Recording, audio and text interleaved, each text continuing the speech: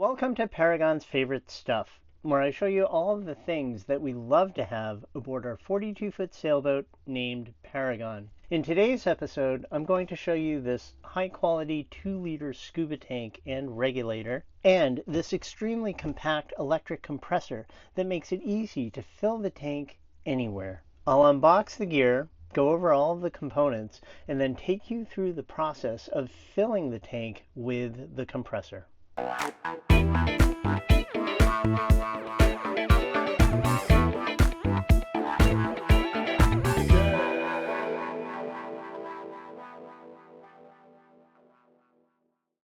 I originally got into scuba diving in 2005 because I thought that if I could breathe underwater, then it would make it so much easier to scrub the hull of my sailboat at anchor. Until then, I always had to free dive to scrub the hull at anchor, and it always took forever because I constantly had to come up for air. So I took a PADI open water diver course, and I'll never forget the moment I descended in the water and could breathe normally, I completely fell in love with diving. I immediately went on to become a PADI dive master and rescue diver, and I spent a few years working for a dive center in the Caribbean. In that job, every day I helped take recreational divers out to the most beautiful dive sites. It really was a fantastic chapter in my cruising life. And I was certainly right. Using scuba gear made hull cleaning a breeze, all at anchor and without requiring an expensive haul out. Before I sailed away from the Caribbean in 2010, I bought my own standard size scuba tank and all the other gear that I'd need to dive right off the boat. But over the years, I found that it was just way too impractical to keep that enormous tank on the boat. The tank's size and weight made it really difficult to store, and having to haul it to a dive shop every time I needed to get it refilled was a huge hassle. So finally, I gave the tank away to a local fisherman just to get it off the boat and clear up some valuable storage space. The Smaco Dive Company recently contacted me and asked me if I'd like to review their 2-liter mini scuba tank and portable compressor for filling it. And after reading all about it, I was thrilled to accept their offer. In the next couple of videos, I'm looking forward to showing you why. This Smaco S700 mini scuba tank is about 1/6 the size and 1/3 the weight of the standard size scuba tank that I had before. It's extremely lightweight, compact, and really easy to store. The tank holds enough air to give me about 20 minutes underwater at a shallow depth. So it's perfect for hull and propeller cleaning, changing zincs, inspecting through hulls, and checking on ground tackle. I also think this gear could be vital to have in more emergency situations, like untangling lines caught on the propeller, sealing failed through hulls, and retrieving items lost overboard. And this Smaco electric compressor can fill this tank in about an hour, right on the boat at anchor, and using very little electricity to do it. Now, before I go any further, I want to stress that you should absolutely not use scuba gear without proper training. Scuba diving without training can lead to extremely serious injuries or even death from things like lung overexpansion or decompression sickness. And the only way to learn how to dive safely is by taking an open water diver course through a recognized agency like PADI, NAUI, or SSI. In that course, a professional dive instructor will teach you everything you need to know to dive safely and confidently. So please, don't use scuba diving equipment unless you've been properly trained. Also, I want to point out that the length of your dive depends on various factors like your health, your breathing rate, and your depth.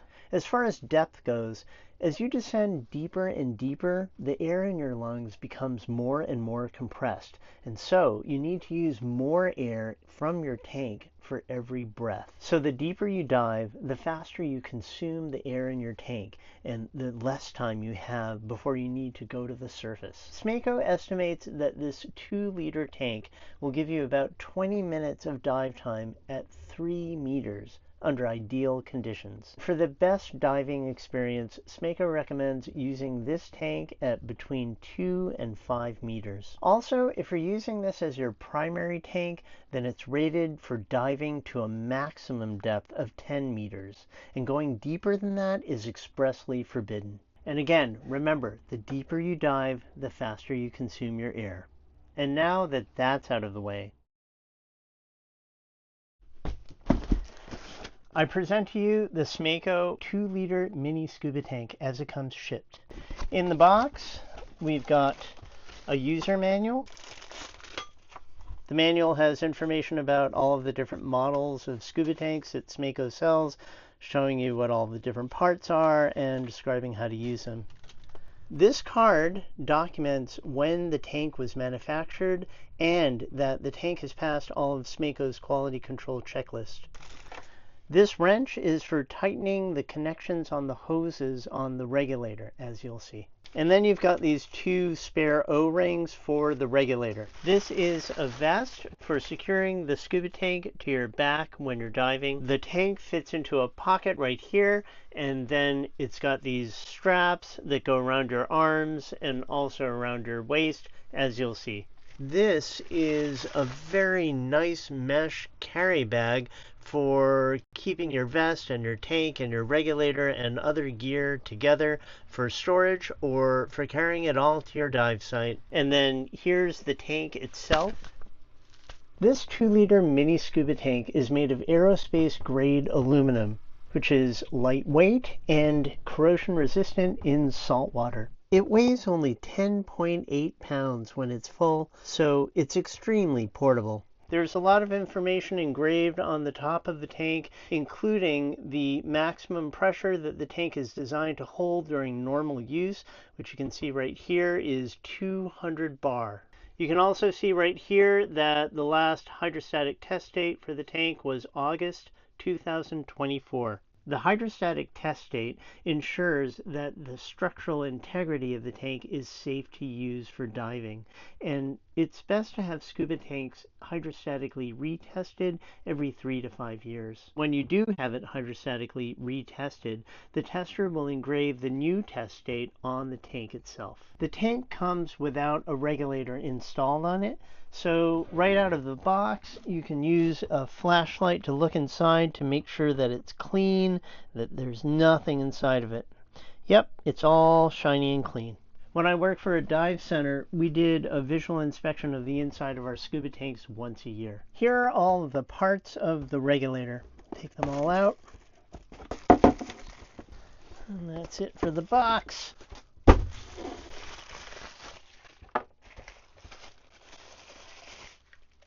This is the first stage. The first stage connects to the tank itself. It converts the high pressure air to a medium pressure, which then goes through this medium pressure hose to the second stage, which is the part that you breathe through. On the first stage, there's this green O-ring to create a pressure-proof seal with the tank. And if that O-ring ever wears out, then a spare O-ring is included in the kit. To connect the first stage to the tank itself, it's really easy. You just take this red cap off and screw the threads into the tank.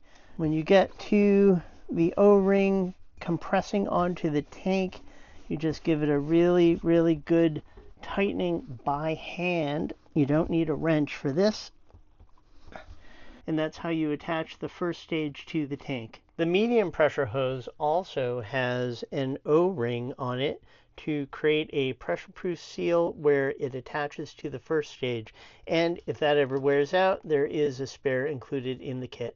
To connect the medium pressure hose to the first stage, there's this fitting on the first stage that rotates like this, and you screw the medium pressure hose threaded fitting into it like this.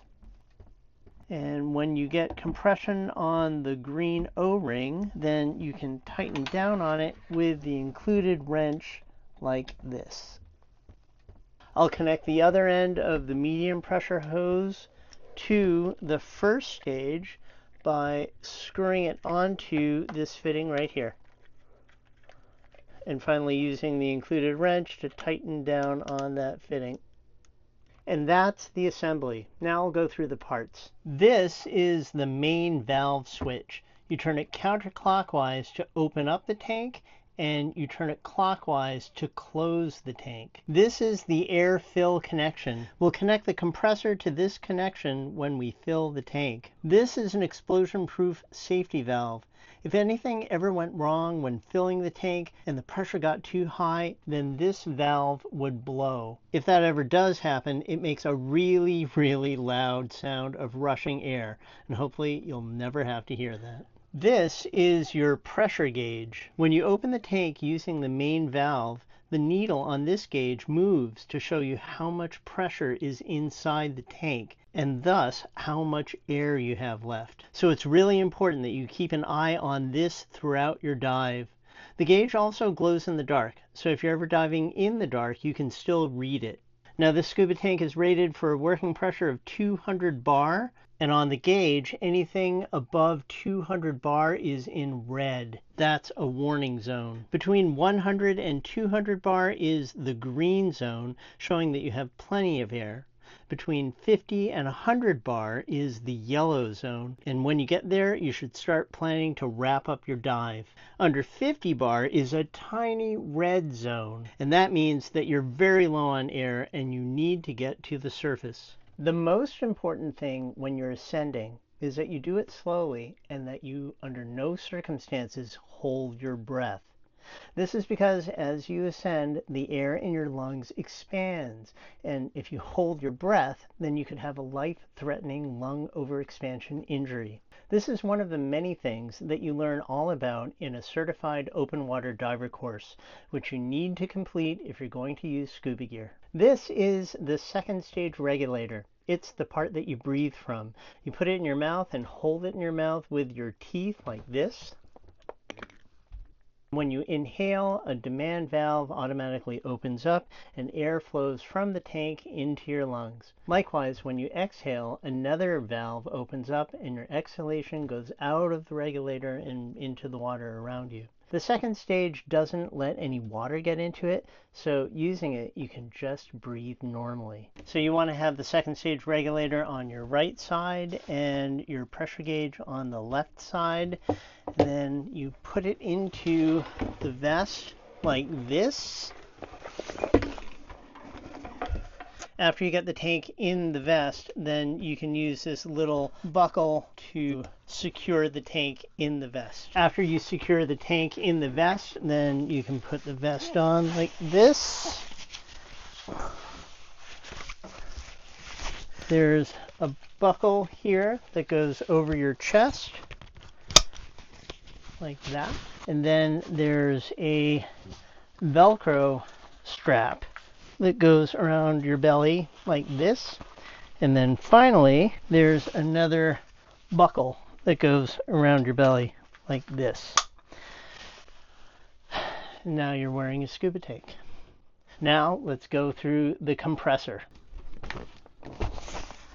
I present to you the Smaco HEAP 1 compressor as it comes shipped. It comes in this larger box that has styrofoam all around it, and then there's this smaller box. On the top, we've got the user manual and accessories, and we've got the compressor. This user's manual has a page in it that points out what all the different parts are on the compressor, including this group of accessories. Some of them are replaceable items that might wear out, for which a bag of spares is included. It has a couple of pages that explain the process that you go through to fill a scuba tank, and it has a couple of pages of maintenance and troubleshooting tips. This is a high pressure hose with quick connect, disconnect Foster fittings on each end. You connect one end to the compressor right here.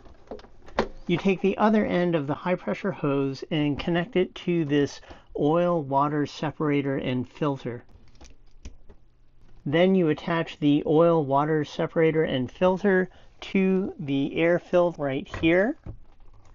for when you're filling the tank. But if you're not filling the tank and the hose isn't hooked up to the tank, then it has this little clip right here that you can put onto this hook on the compressor right there for carrying it around more easily. The oil water separator and filter has a 5-micron filter element inside that filters out approximately 90 to 95% of the oil and water contaminants in the compressed air that's going to your scuba tank, ensuring cleaner, safer air for breathing. If you open it up like this, then there's a gasket right here, and this is the filter element. It's extremely important that you replace this filter after every 5 tank fills. Smaco includes additional filters with the kit, so you've got enough filters to fill one of these 2-liter tanks about 30 times before you have to get more filters, and you can buy them from smacodive.com. You can power the compressor off of a 12-volt battery, like what you probably have in your boat or your car, and you can do that by taking these alligator clips, one for positive and one for negative, and clipping them onto the terminals on the battery. It also comes with a few feet of cable for extending the cable from the compressor and onto the batteries. And then when you're done, you can just coil it back up on this holder. You can also power the compressor off of a household AC outlet. This is a plug for a European outlet, but you can just get a little adapter for it so that you can plug it into a UK outlet or a US outlet. And that plugs in right here. If you are going to run it off of household AC, you need to set it for either 110 or 220 volts. To do that, you take out this rubber plug, and inside you can move this little selector into either 220 or 110. And of course, you only need to do that once. Then you can put the plug back on. This is the power on-off switch. When it's in the DC position to the left, then it's getting power from the alligator clips. And when it's in the AC position on the right, then it's getting its power from the household AC power cord. After you've turned the unit on and the fans have started, then you can hit this start button to make the compressor start pumping air. Also, you can hit this off button to make it stop. But regardless of whether it's pumping air or not, as long as it's turned on, the fans are always running. This analog gauge has 2 indicator needles in it. The thin needle indicates the current pressure in both PSI and bar units. And then you can turn this dial to set this larger needle to the target pressure that you want the compressor to fill up to. When you first start filling a completely empty scuba tank, the thin needle shows 0 PSI. Then as the tank gets filled, the thin needle starts to go up. When it reaches the amount set by the thicker needle, the compressor automatically turns off, so it stops filling the tank. But even though the compressor has stopped running because the tank is full, the fans will continue to run. And you need to let the fans run for another 10 minutes to properly cool the unit down. When you're filling a Smaco 2-liter mini scuba tank, you need to set that thicker needle to 200 bar. This is an explosion-proof valve. If the pressure inside the compressor ever exceeds a safe level, then this valve will blow. And if that happens, then the element inside needs to be replaced, and you have 3 spares in the kit. The explosion-proof valve element looks like that, and to replace it, you just undo this with a wrench and take the old one out, put the new one in, and tighten it back on. This is the pressure relief valve or bleed valve. You can open it by turning it counterclockwise, and then any pressure in the system gets released. When you press the start button, the compressor starts running. And with the compressor running, if you close this valve by turning it clockwise, then it starts building up pressure in the system and filling the connected scuba tank. It then keeps filling the tank until it reaches the pressure that you set on the gauge, or until you press the stop button. The documentation says that you can fill a 2-liter scuba tank in about 46 minutes. But it's important to remember that the compressor has a duty cycle of 25 minutes. So when you press that start button and start filling a tank, it's really important that you also set a timer. After 25 minutes, To prevent the compressor from overheating, you need to press the stop button and then wait for 10 minutes while the fans are running for the unit to cool down. After the required 10 minutes of cool down, you can start it back up again and continue filling your tank until it's full. So let's go fill the tank. Welcome to the aft deck of Paragon. The compressor uses this oil-water separator and filter to filter out contaminants in the compressed air that's going to the tank.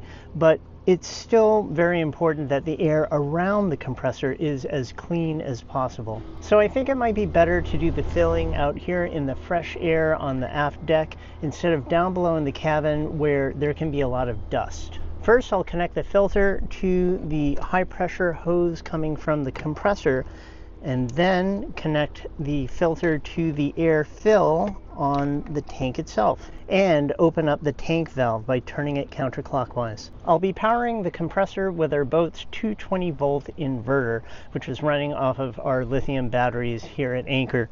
And I've connected the inverter to this extension cord. Now I'll plug the power cord that came with the compressor into the extension cord and take the other end and plug it into the compressor. Again, it's really important that you set the voltage selector on the top of the compressor to either 110 or 220 volts depending on which you're using.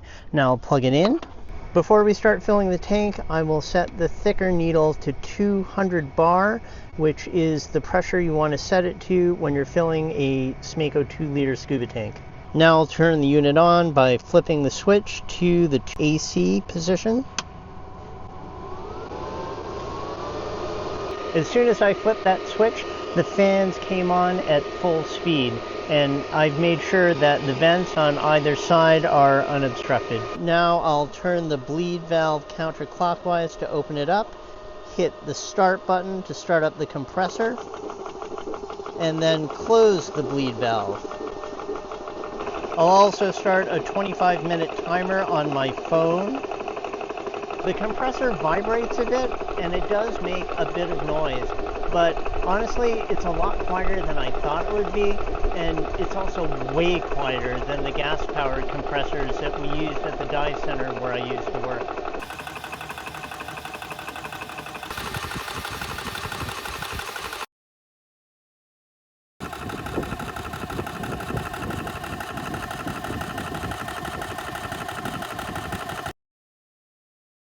Our 25-minute counter is about to go off. We have about 125 bar of pressure, and I'm going to hit the stop button. Now we'll start a 10-minute timer for the cool down. The 10-minute cool down has completed, so now I will press the start button. And I'll start a new 25-minute timer, though I don't think I'll need it because the tank will finish filling in less than 25 minutes at this rate. We've been going for about 15 minutes, and I can see on the gauge that we are almost at 200 bar. So when it reaches that 200 bar, it should turn off by itself.